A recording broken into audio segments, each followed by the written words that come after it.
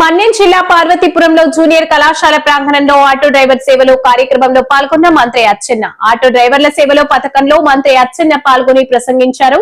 స్త్రీ శక్తి పథకంపై కేబినెట్ సమావేశంలో చర్చించినప్పుడు ముందుగా ఆటో డ్రైవర్ల గురించి ఆలోచించామని తెలిపారు. గౌరవ రాష్ట్ర ముఖ్యమంత్రి శ్రీ నారా చంద్రబాబు నాయుడు గారి ఆధ్వర్యంలో కూటమి ప్రభుత్వం ఒక ప్రతిష్టాత్మకమైనటువంటి కార్యక్రమాన్ని ఈరోజు మళ్ళీ శ్రీకారం చుట్టింది. ఆ కార్యక్రమమే ఆటో డ్రైవర్ల సేవలో. మీ అందరికీ తెలుసు, కరెక్ట్ గా 16 మాసాల ముందు ఈ రాష్ట్రంలో ఉన్నటువంటి అన్ని వర్గాల ప్రజలు ఆశీర్వదించి ఈ రాష్ట్రంలో ఎన్డీఏ ప్రభుత్వాన్ని అధికారంలోకి తీసుకొచ్చారు. చంద్రబాబు నాయకత్వంలో ప్రభుత్వం ఏర్పడింది. మేమందరం శాసనసభ్యులుగా, మంత్రులుగా బాధ్యతలు స్వీకరించాం. ఎప్పుడైనా సరే ఒక ప్రభుత్వం అధికారంలోకి వస్తే పెద్దగా కష్టాలుండవు. గత ప్రభుత్వం చేసిన కార్యక్రమాలు కొనసాగించడం, ఒకవేళ కొత్త ప్రభుత్వం ఏవైనా సరే కొత్తగా హామీలు ఇస్తే అమలు చేయడం స్వాతంత్రం వచ్చిన తర్వాత జరుగుతున్నటువంటి పరిణామాలు. ఫస్ట్ టైం గత 5 సంవత్సరాలు పరిపాలించినటువంటి పాలకులు రాష్ట్రాన్ని పూర్తిగా చిన్నాభిన్నం చేశారు. వ్యవస్థలన్నింటినీ నిర్వీర్యం చేశారు. దీనన్నింటికంటే మించి ఆంధ్రప్రదేశ్ ఆర్థిక వ్యవస్థని పూర్తిగా కొంగదీసిన విషయం అని అందరికి కూడా ఈ సందర్భంగా తెలియజేస్తున్నాను. నేను 6 సార్లు కంటిన్యూగా ఎమ్మెల్యేగా గెలిచాను. 2 సార్లు మంత్రిగా పనిచేశాను. ఎన్నో ప్రభుత్వాలను చూశాను, ఎంతో మంది ముఖ్యమంత్రులను చూశాను. కానీ గత 5 సంవత్సరాలు పరిపాలించినటువంటి ప్రభుత్వాన్ని గాని, ముఖ్యమంత్రిని గాని నా జీవితంలో నేను ఎప్పుడూ చూడలేదని చెప్పి మీ అందరికీ తెలియజేస్తున్నాను. ఎప్పుడైతే అందరూ ఈ రాష్ట్రంలో ప్రభుత్వం మారాలి, మళ్లీ ప్రజా ప్రభుత్వం రావాలి, మళ్లీ ఈ రాష్ట్రాన్ని దేశంలో అగ్రగామిగా తయారు చేయాలని ఒక అచంచలమైన విశ్వాసం, నమ్మకంతో ఎన్డీఏ ప్రభుత్వాన్ని ఎంచుకోవడం జరిగింది. నేనైతే మంత్రిగా బాధ్యతలు స్వీకరించాను. కానీ భయం పట్టుకుంది. ఎందుకంటే ఎన్నికల్లో చాలా హామీలు ఇచ్చాం. సూపర్ 6 అని చెప్పి అమలు చేస్తామని చెప్పాం. కానీ అధికారంలోకి వచ్చేసరికి ఈ రాష్ట్రం పూర్తిగా అప్పుల పాలు ఉంది. 10 లక్షల కోట్ల అప్పులు.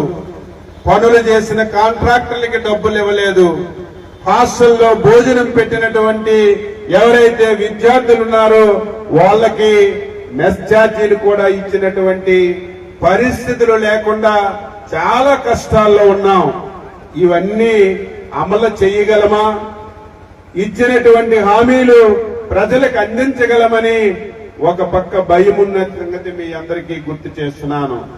అయితే ఆంధ్రప్రదేశ్ ప్రజల అదృష్టవంతులు. చంద్రబాబు నాయుడు లాంటి ఒక వ్యక్తి ఈ రాష్ట్రంలో పుట్టడం, మనందరికీ ముఖ్యమంత్రిగా బాధ్యత నిర్వహించడం రాష్ట్ర ప్రజలు చేసుకున్న అదృష్టం.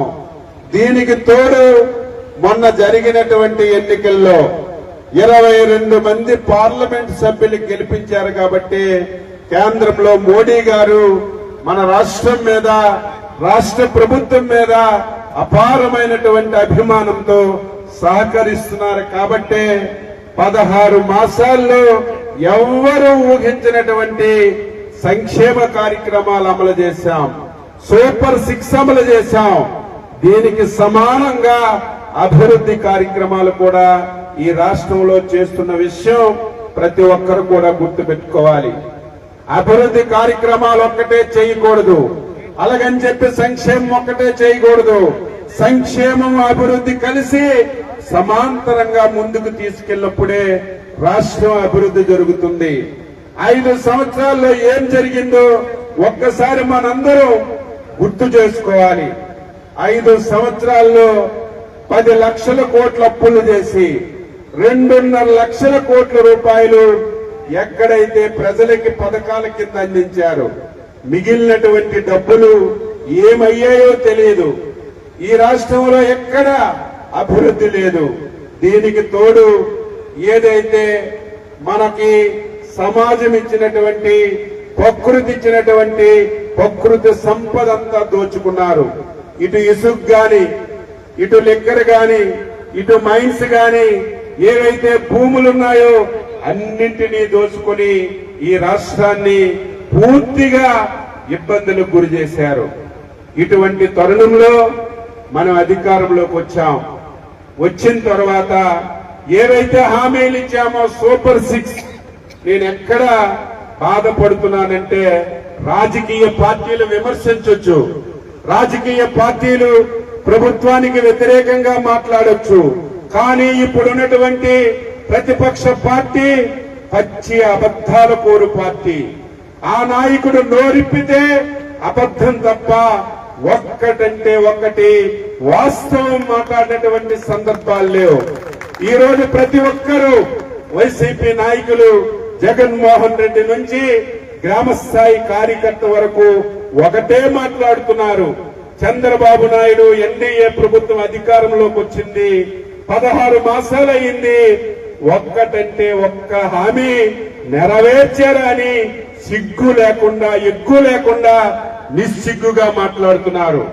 వారందరికీ పార్వతీపురంలో ఈ వేదిక నుంచి తెలియజేస్తున్నాను, ఇచ్చిన హామీలే కాదు, ఇవ్వనటువంటి హామీలు. ఈ రోజు ఆటో డ్రైవర్